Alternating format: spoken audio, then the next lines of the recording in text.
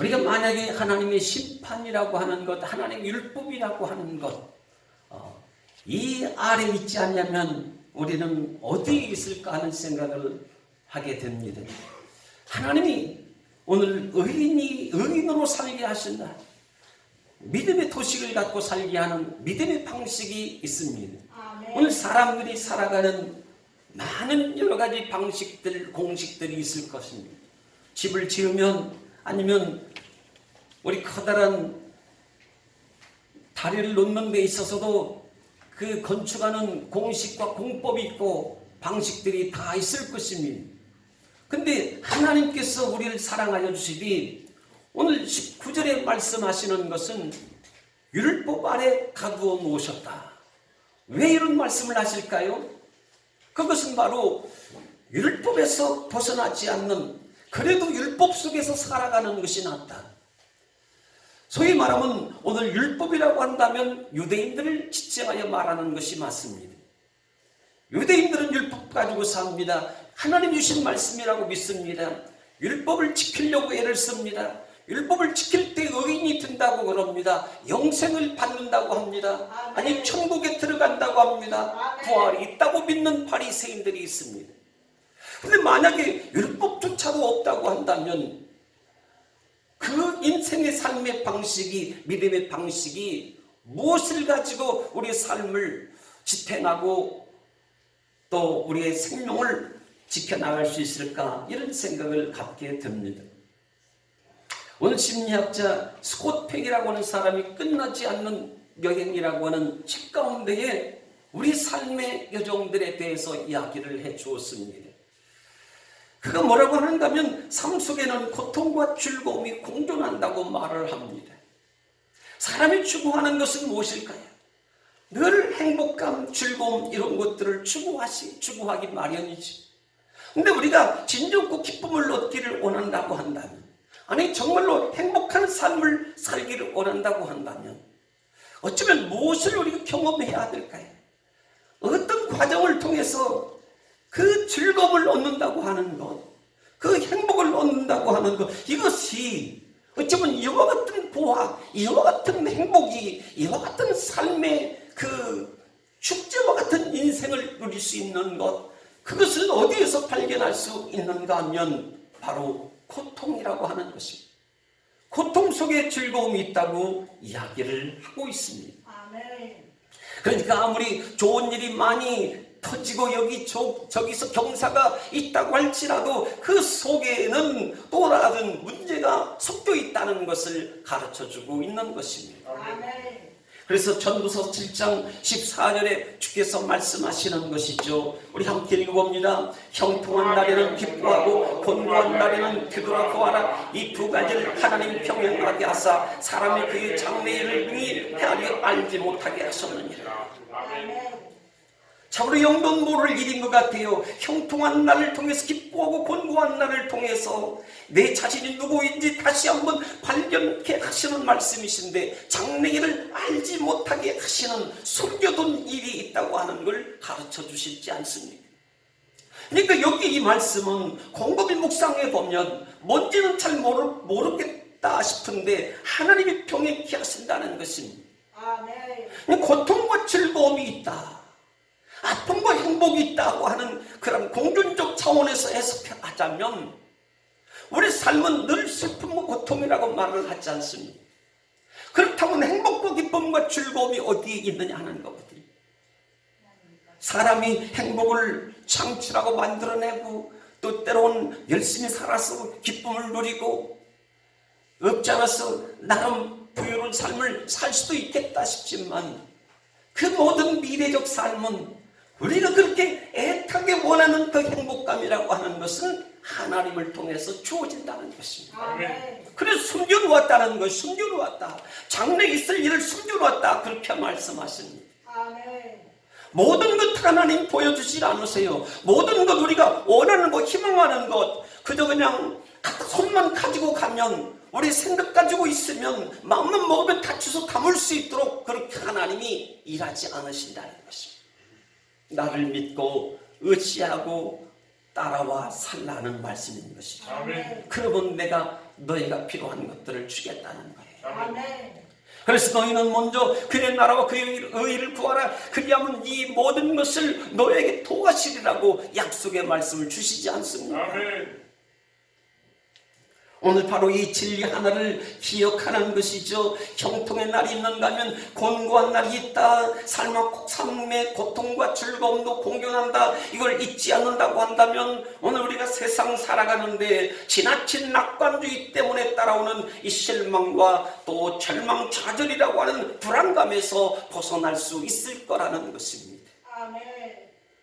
우리는 한층 낙관주의, 아니 낙천적으로 살아갈 때 우리가 꿈꾸는 것들은 반드시 이루어져야 된다고 하는 간절한 소망을 갖고 있을 때, 그걸 이루지 못했을 때 얼마나 삶이 답답하고 또 괴로움을 끌어안고 살 수밖에 없지 않느냐 하는 것입니다. 그러나 지나친 낙관주의는 아니라는 것입니다. 꼭 좋은 일만 있어야 한다는 것이 인생을 힘들게 만들 때가 있다는 거예요. 여러분, 우리는 얼마든지 슬픔을 받아들일 수 있어야 됩니다. 복음의 사람, 예수의 사람, 의된 자이기 때문에 얼마든지 고통도 받아들일 수 있는 그런 준비된 사람으로 살아야 될 것을 우리에게 말씀하시는 거예요. 아멘. 아니, 의되기 위해서 고통이 필요하다는 것입니다. 하나님 백성의 믿음의 방식으로 살기 위해서는 이 모든 것들을 우리가 얼마든지 수용할 수 있는 널찍한 마음의 여유를 가질 필요성을 제기해 줍니다. 아멘. 오늘 고통스러운 일이라고 해서 정말 고통스러운 일만 있는 것도 아니라는 것을 가르쳐 줍니다.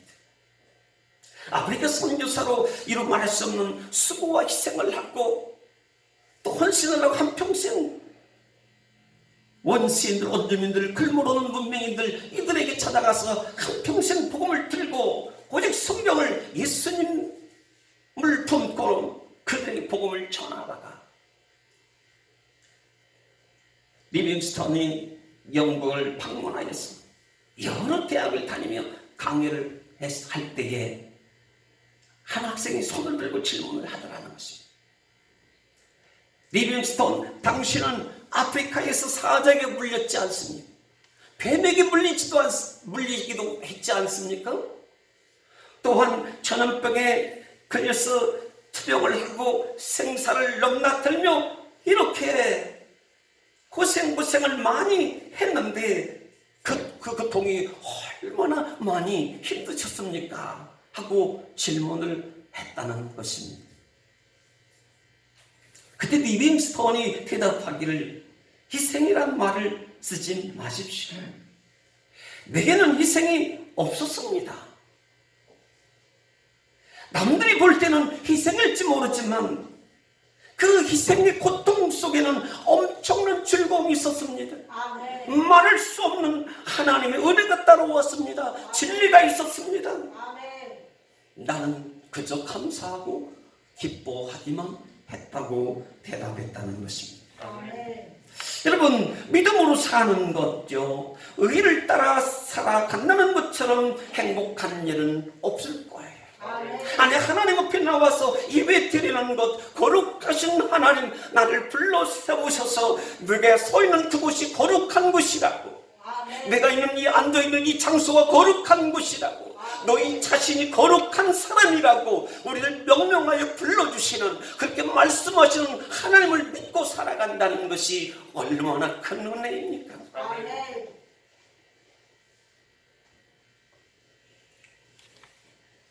오늘 그렇지만 오늘 귀한 만큼 불행도 따라온다는 것을 지나칠 수 없습니다. 마르틴 로이드 존슨이라는 이가 하는 말이 있습니다. 믿음 있는 사람은 어떤 사람인가? 믿음 있는 사람은 더 이상 자신을 바라보거나 자신에게 기대를 거는 사람이 아니다. 그는 더 이상 과거와 현재와 미래의 자기 모습에 주목하지 않는다. 그는 주 예수 그리스도의 완성된 구원만 생각하며 살아가는 사람이라고 정의를 내렸습니다. 아멘. 모든 초점이 내게 맞춰 있지 않다는 거예요. 믿음의 사람, 우리의 사람은 누구에게 맞춰 있는 거예요? 믿음의 주 온전케 하신 예수 그리스도께 맞춰 있다고 하는 고백을 하고 있는 거예요. 아멘. 우리가 이 고통의 역경 가운데 살지라도 의의를 추구하고 쫓아간다면 그 속에서 울겨져 나오는 것들, 어물보도 어떻게 됩니까? 그 작두를 수차례 펌프질을 하고 또 펌프질을 하고 마중물을 붓고 또 펌프질을 하고 또 펌프질을 하고 해야 저 깊은 곳에 그 물을 끌어올려서 나의 목마름을 축칠 수 있는, 나의 가람을 채울 수 있는 거 아니겠습니까? 신앙인의 기쁨, 신앙인의 자유로움, 믿음으로 살 수 있는 것은 무엇일까요? 예수 그리스도 안에서 주어진 고통이 심각하다 하지만은 그러나 의의를 추구하는 거예요. 계속 추구하며 살아가는 거예요. 거기서 품어져 나오는, 솟구쳐 나오는 기쁨이라고 하는 것은 그 어떤 고통과도 비교할 수 없는 그보다 큰 하나님의 은혜로 따라온다는 걸 말씀해 줍니다. 아멘. 계속 추구하는 거예요. 계속 품어야 됩니다. 계속 펌프질해야 됩니다. 끊임없이 역동적으로 움직여야 됩니다. 기쁨이 샘솟을 때까지 말입니다. 그 샘줄기의 은혜가 터져 나올 때까지 의를 위해서 고통 속에서도 계속해서 펌프질을 하고 계속해서 우리가 역동을 나는, 약진을 나는 이러한 우리의 삶의 신앙적 행동의 역사가 따라올 때에 우리가 원하는 것을 얻을 수 있다는 거예요. 거기서 믿음의 방식들이 만들어진다는 겁니다. 아멘.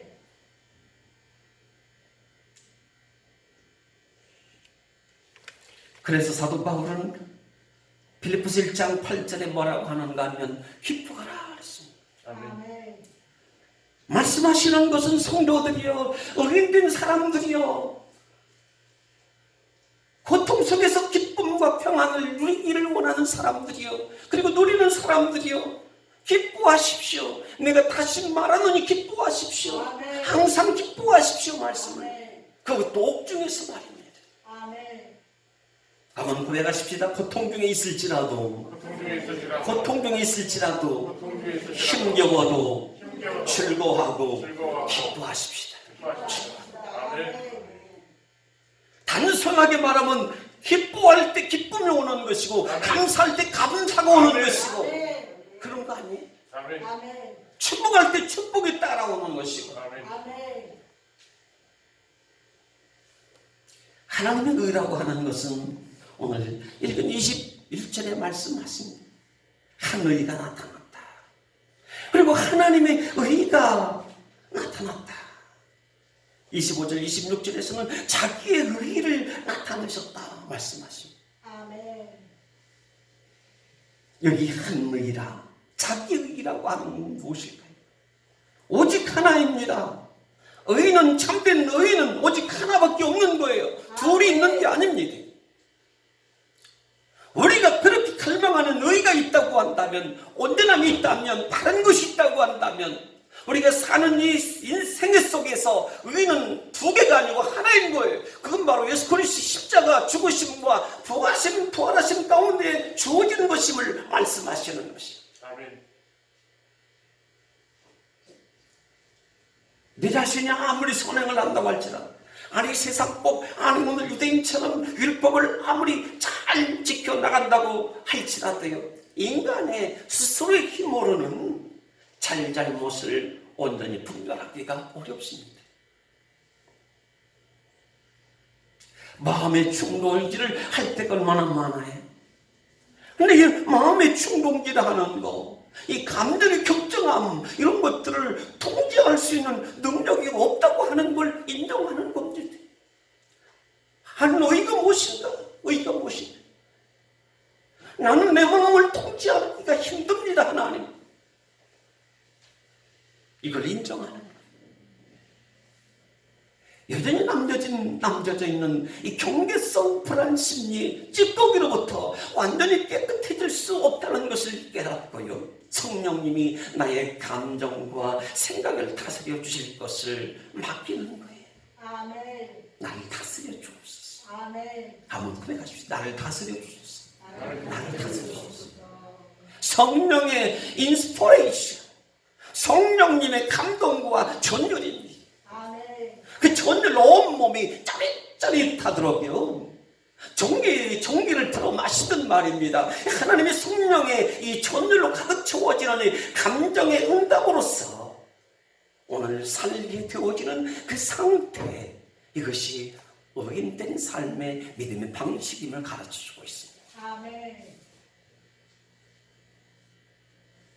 성령님의 역사에 감동하는 것이 그냥 순간순간 예수님을 통해서 태어나는 거예요. 어제 태어난 거예요. 오늘 또다시 태어나는 것을 가슴으로 느끼는 거예요. 오늘 예배하는 이 시간도 나는 거듭났습니다. 예수 그리스도의 물과 성령으로 거듭났습니다. 이걸 가슴으로 뜨겁게 느낄 수 있기를 바랍니다.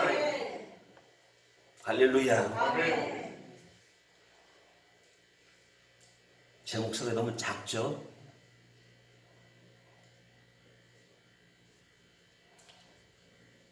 날마다 태어나는 거예요. 날마다 태어나. 아멘. 가슴으로 태어나요. 하나님께 반응하는 자로 태어나요. 그래서 이 사람을 하나님의 의인된 사람이라고 부르게 된다는 사실. 아멘. 그래서 로마서 3장에 28, 29절에 말씀하시는, 우리 함께 읽어봅니다. 그러므로 사람이 의롭다 하심을 얻은 것은 율법의 행위에 있지 않고 믿음으로 되는 줄 우리가 인정하노라. 하나님은 다만 유대인의 하나님이시냐, 또한 이방인의 하나님은 아니시냐, 진실로 이방인의 하나님도 되시느니라. 아멘. 우리가 원래 이방인이었잖아요. 의인이 아니었잖아요. 그러면 누구였을까요? 죄인이었잖아요.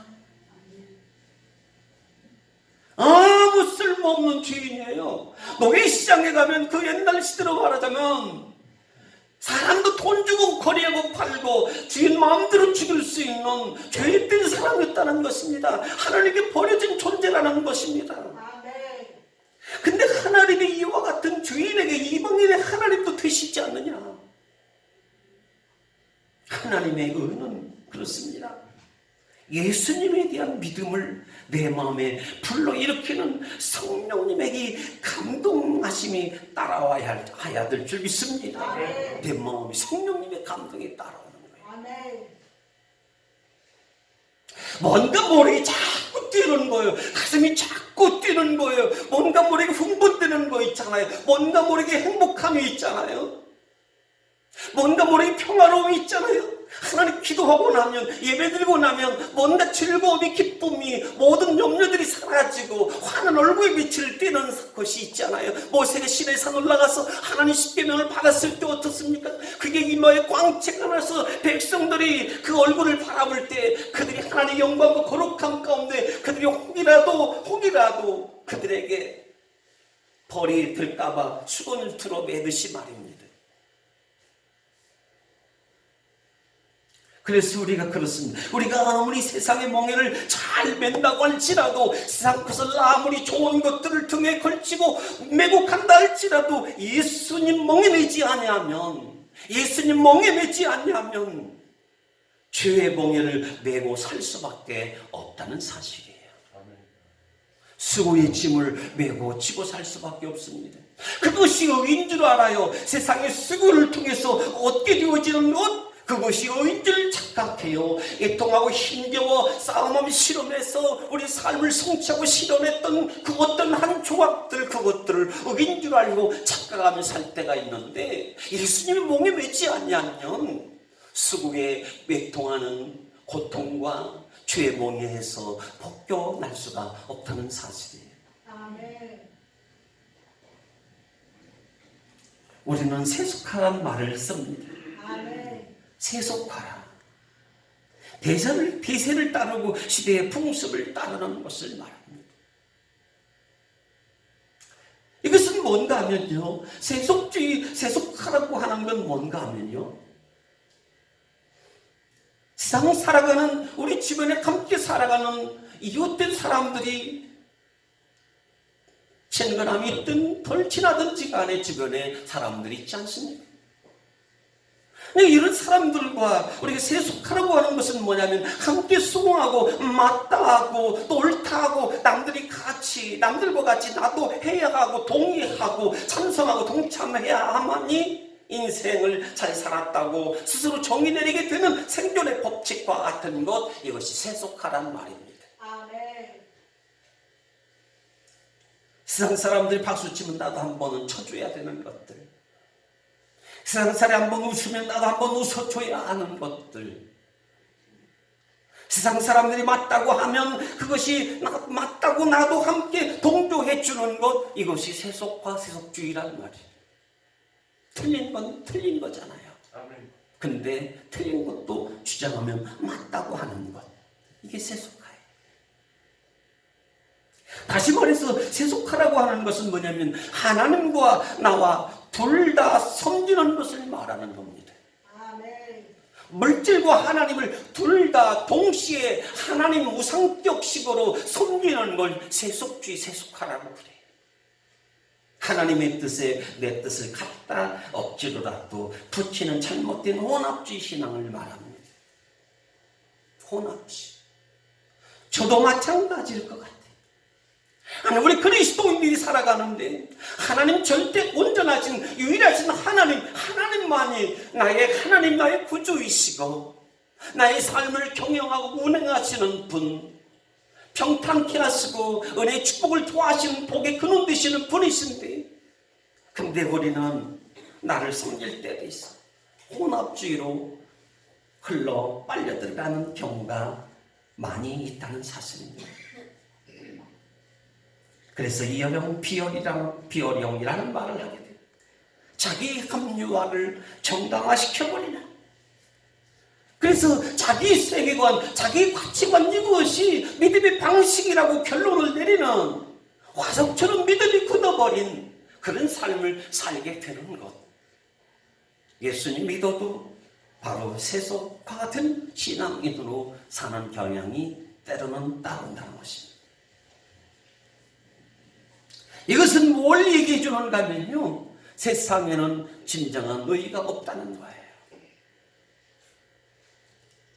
의인은요, 내가 예수님을 잘 믿어서 의인일까요? 아니, 신앙생활 내가 잘하기 때문에 내가 의인일까요? 아니라는 거예요. 오늘 24절 한번 봅니다. 함께 읽어봅니다. 그리스도 예수 안에 있는 성령으로 말미암아 하나님의 은혜로 값없이 의롭다 하심을 얻은 자 되었느니라. 아니, 무엇으로 된 거예요? 하나님 은혜로 값없이. 내가 예수님 잘 믿어서 된 게 아니에요. 내가 신앙생활 잘 했다고 해서 내가 의인이라고 말하지 않는다는 겁니다.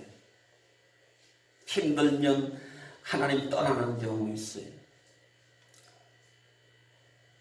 제가 어제 흔한 일이지만 군산 구시장에 새벽시장을 갔어요. 사진 몇 카트를 찍었어요. 근데 여기는 올리질 않았어요. 근데 사람들이 얼마나 많은지 몰라요. 어깨를 치고 다닐 정도 사람이 그렇게 분류해요. 아니, 그곳에는 코로나가 없어요. 그곳에는. 교회는 코로나가 있나요? 시장에는, 새벽시장에는 왜 그렇게 사람이 많은지. 여기는 코로나 청정 지역인가? 코로나가 없나? 왜 여기는 사람들이 이렇게 와도 괜찮지? 왜 여기는 방역을 안 하지? 별 생각을 다 해봤어요. 분명히 거기에도, 죄송하지만 우리 성도님들 분명히 거기에서 와서 시장도 보실 터인데 말이죠. 왜 근데 하나님의 교회는 교회 오면 코로나 걸릴 마음의 염려, 불안감 때문에 교회를 왜 오지 못할까? 이런 가슴 아픈 생각을 좀 했어요. 내가 의인 되는 거예요? 아니. 나의 노력으로 되는 거예요? 아니라는 거예요. 값없이 주어졌다. 이유 없이 하나님 은혜만이 내가 의인이 되어진다고 하는 사실을 말씀해 줍니다. 값없이 주신다. 값없이 주신다. 여러분, 우리가 죄인이 아니라 의인이 아니라 의인이 되었다는 것, 하나님의 백성으로 살아가고 있다고 하는 것, 얼마나 감격적인 축복인지 모릅니다. 그렇지 않나? 하나님의 영역 속으로 들어오게 하는 거예요. 하나님 거룩하신 그 공간 안으로 나를 받아주시는 하나님의 은혜. 아멘. 추악은 많고 못된 구석이 많이 있어요. 제대로 된 이 나를, 제멋대로인 나를 의인으로 삼아주시지 않았다면 우리는 어떻게 될 수밖에 없을까요?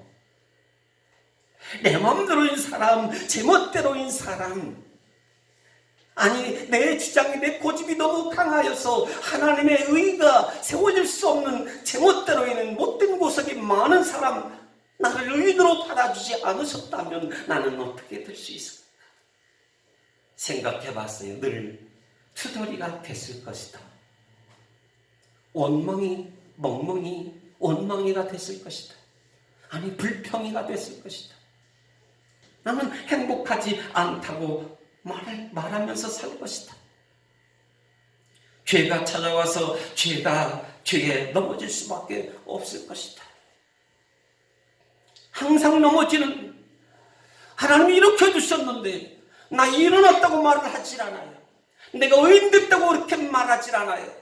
의인 된 자로서 믿음의 방식과 믿음의 채널을 가지고 있는, 내가 하나님께 맞춰 나가는 믿음의 방식된 믿음의 채널이 있어야 되는데 확고한 믿음의 채널 없이 그렇게 산다면 나는 의인이 됐나? 성령님으로 하나님의 자녀된 백성으로 나는 변화된 사람이 됐나? 나는 천국에 과연 들어갈 수 있을까? 심각한 질문을 던져야 되지 않나 싶습니다. 그렇습니다. 나는 하나님의 사랑으로 예수님의 은혜로 의인이 되었어요.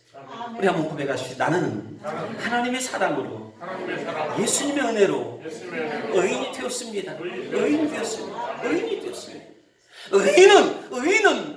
의인의 제사는, 의인의 간구는, 믿음의 의를 통한 믿음은 역사는 이미 있다고 말씀하시는 거거든요. 아멘. 우리는 하나님 떠나서는 살 수 없는, 하나님이 우리의 모든 죄악을 구속하시고 그리고 선택하신 의인이 된 줄 믿습니다. 그래서 27절에 말씀하시는 거예요. 의인이 어떻게 믿음의 법을 가지고 어떻게 사나? 27절에 말씀하시기를, 그런즉 자랑할 데가 어디 있느냐? 어디 있을 수가 없느니라. 무슨 법으로냐? 행위로가 아니라 오직 믿음의 법으로 되는 것이라. 아멘. 의인은 믿음의 법으로 된다. 아멘. 믿음의 법으로. 그래서 의인의 법으로 살아가는 것은 무엇을 말하는지 우리가 깊이 있게 묵상해 봐야 될 필요가 있다는 거예요. 아멘. 오래전 프랑스 유명한 설교가로 오베르랑이라고 하는 목사님의 간증이 있어요. 그는 젊은 시절에 알프스 산을 등반을 했다는 것입니다. 근데 등반을 하다가 내려오는 길에 떨어지고 말았습니다. 의식을 잃었겠죠. 그 길을 지나가는 한 농부가 이 오베르랑 청년을 데려다가 집에 잘 치료하고 해서 다시 건강회복되고 깨어나게 됐다는 것입니다. 그때에 깨어나서는 자기를 살려줬으니까요. 이 농부가. 그 농부에게 감사를 전하고 싶어서 오베르랑 목사님이 물었다고 그래요. 당신의 이름은 무엇입니까? 당신의 집 주소를 좀 가르쳐 주십시오. 내가 이 은혜를 꼭 갖고 싶습니다. 하고 물었다는 거 아닙니까? 그리고 나중에 이분이 이제 유명한 오베르랑 목사님이 됐다고 하는 건데, 그랬더니 이 질문을 했더니 이름과 주소를 가르쳐 달라고 그랬더니 농부가 웃으면서 그러더라는 거예요. 하는 말이, 저도 한 가지 묻겠습니다. 당신이 대답을 해주신다고 한다면 저도 대답해 주겠습니다. 제 이름을 말하겠습니다. 그러더라는 거예요. 뭐냐면, 당신은 예수님께서 말씀하신 그 선한 사마리아 사람의 이름을 아십니까? 그분의 주소를 알고 계십니까? 하고 농부가 이 오베르랑 목사님에게 묻더라는 거예요. 안다면 나도 가르쳐 주십시오. 근데 성경에 보니 없는 거거든요. 선한 사마리아처럼 너희도 그렇게 살라. 선한 사마리아 이웃의 사마리아 사람이 되어라. 그렇게 말씀은 하시지만 이름이 없습니다. 주소가 없습니다. 그렇잖아요. 어린이 사는 방식을 말해주는 거예요. 아멘. 그래서 이름도 없이 빛도 없이 그렇게 말씀하죠. 아멘. 의인이 살아가는 믿음의 방식이라고 하는 건 그렇습니다. 자신의 자랑이나 능력을 사는 것이 아니고 예수님의 이 마음 온유와 겸손한 마음을 품고 예수님의 능력에 자기 자신을 옮겨놓는 거, 이것이 의인의 삶의 방식이라고 하는 거예요. 아멘. 나를 옮겨놓는 거예요. 그러니 안 될 것이 없는 거 아닙니까?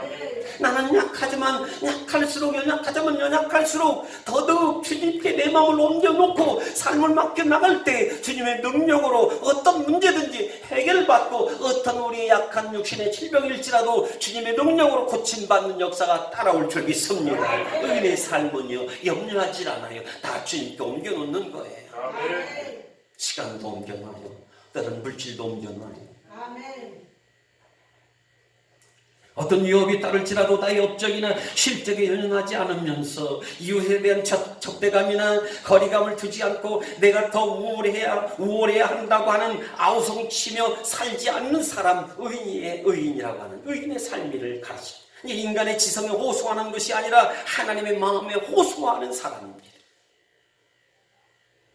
혹이라도 우리에게 어떤 비판이나 부정적인 평가를 내린다 할지라도 내게 유리한 쪽으로 선점하기 위해서 고집부리지 않는 사람, 의인된 믿음의 방식이 아멘. 행동에 기초한 봉사를 강조하는 것이 아니고 사랑에서 나온 순수함을 애찬하며 살아가는 사람. 내가 뭘 했다가 없습니다.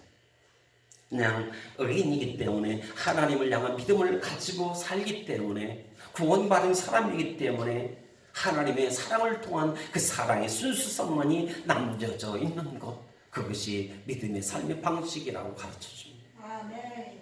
그저 나의 과실은 없는가, 나의 부족은 없는가 그냥 살필 뿐인 거예요.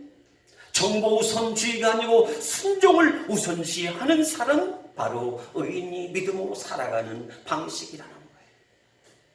여러분, 너무 많은 정보를 알려고 하지 마세요. 피곤해요.